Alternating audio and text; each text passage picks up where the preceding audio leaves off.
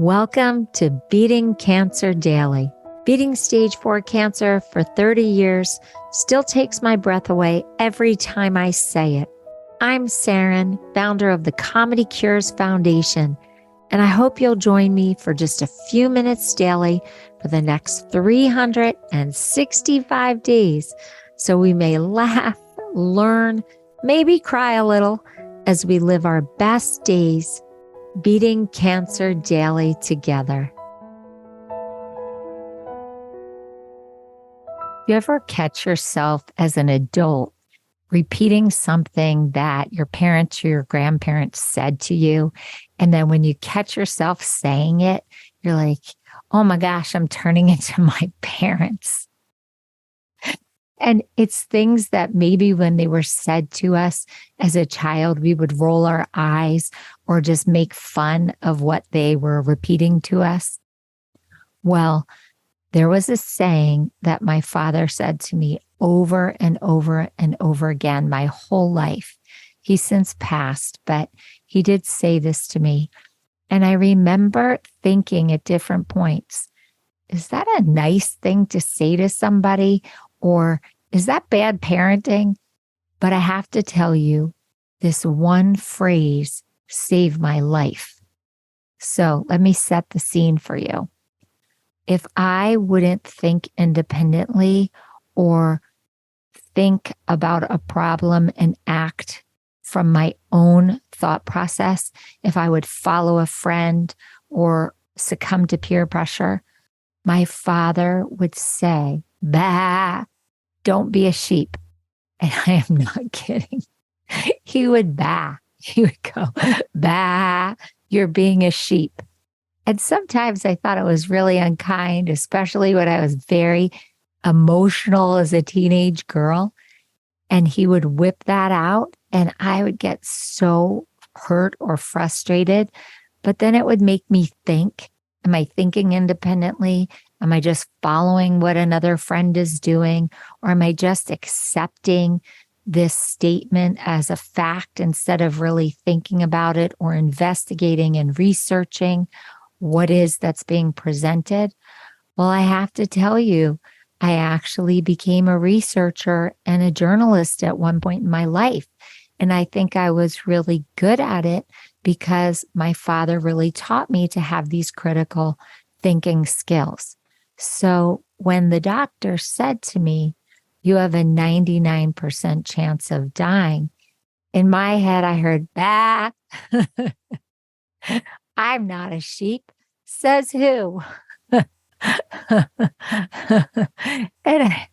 I have to thank my father for over and over again saying that to me so that when I was confronted with this painful but outlandish news at a major New York hospital from a majorly respected oncologist, I still questioned it.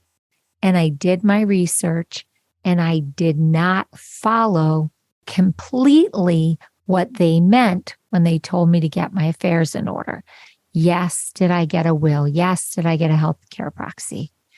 And yes, did I take care of things that would be needed for my daughter if, God forbid, I passed away?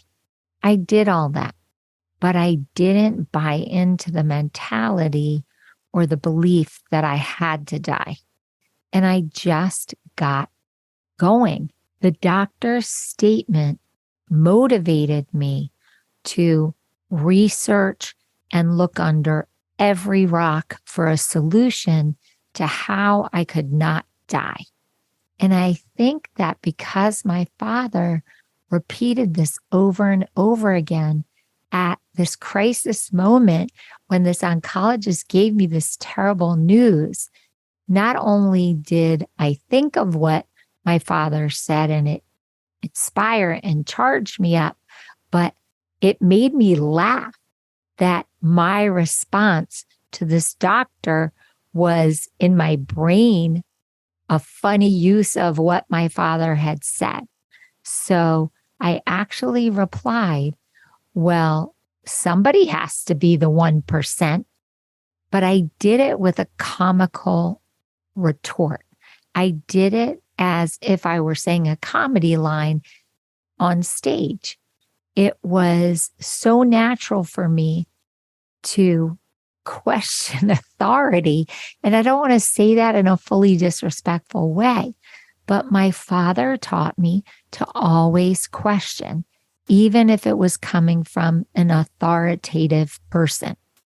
And it has served me so many times in life. I was going through a divorce and the judge wasn't paying attention to our case, and it just kept dragging on and on. And so in the middle of open court, I actually fired my divorce attorney, and that allowed me to approach the bench. And I thought about it at that moment when I was getting deflected again and my case wasn't getting heard, that I had to do something dramatic to question the system because family court was not working in our situation. So I was actually called up to speak to the judge, and I had my voice heard, and my divorce was quickly processed after that. But if I hadn't learned that from my dad, says who, I wouldn't have had the chutzpah, the nerve to walk over to the clerk, fire my attorney, and then approach the bench and say, as my own voice, as my own representative, that I needed the court system to actually pay attention to this case, that there was no reason that we should be continuing. Now, I had a motivation also.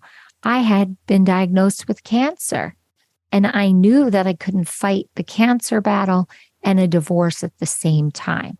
And since there weren't big issues, I needed to have the court hear what the issues were and get us processed as quickly as possible. And that's exactly what happened.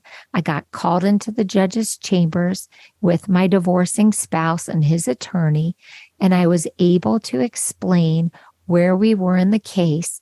And the judge's clerk quickly helped bring our case to resolution because there really weren't big issues to solve.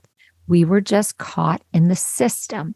So I'm really excited to share this with you. I'm going to have people all over the world going, bah, says who? But it really works. Even if you just hear it in your own mind, it lets you become empowered in a situation where you might not feel empowered.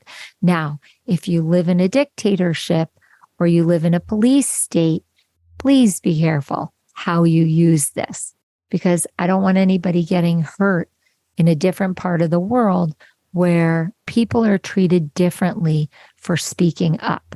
And if you are a younger person and you decide to use this with a teacher or a parent, please have good judgment. Say it in your own mind and use it to inspire you and use it for research purposes. But again, use it respectfully so you don't experience a consequence that is grave. I really want it to be used within the spirit of how I told the story, which is to give you hope in a situation that feels very hopeless, and also to give you a moment to laugh in your own mind when you say bah, so that you have a minute to oxygenate your brain and think of a good strategy. So you know that I love when you go to comedycures.org and you tell me how this strategy worked for you. And also, if there was something that was said to you as a child that really served you in inspiring you or giving you hope or drive during your cancer journey, let me know, because I would love to learn it and maybe use it for myself and then be able to share it on this podcast to inspire and motivate other listeners. So you know that I love silly humor. And so I figured I'd share a few that are appropriate to this topic today. The first one is, I love sheep jokes. I think I've heard them all. So dumb. But I've got to tell you one more that I thought was really cute. A boxer goes to see his doctor and he says he's having trouble sleeping. And the doctor says, "Have you tried counting sheep?" And the boxer says, "I tried, but every time I get to number 9, I stand up." Now, if you're a boxing fan, you know that if a boxer gets knocked down, they get a 10 count. And if they don't stand up by 10, it's considered a knockout and the fight's over. So that the boxer said he can count sheep, but he stands up by 9 is really funny. And I am a boxing fan. So I just love when I can infuse a little humor into an episode. So I hope you enjoyed it and have a blessed day. And I'll see you tomorrow. If you loved today's episode, then tell the world. Why? Because Beating Cancer Daily and our membership circle are both a listener and donor supported experience.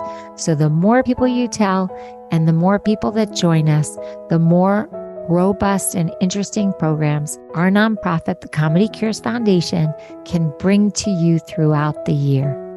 I really want you to go to comedycures.org. And of course, I always want you to make a donation. It's tax deductible to the extent allowed by law. But what's super exciting is not only can you laugh and explore the comedy there, you can look at our membership levels and find the one that's great for you. And if you're feeling a little bit generous, gift one to a chemo brother or sister or to a caregiver that you just want to help them improve the quality of their day. Thanks so much. See you tomorrow. Guess what time it is? It's time for me to read the disclaimer. Beating Cancer Daily and the membership circle are not in lieu of medical advice or treatment. They are for entertainment purposes only. Please consult your healthcare team to review your best strategy. Thanks for listening.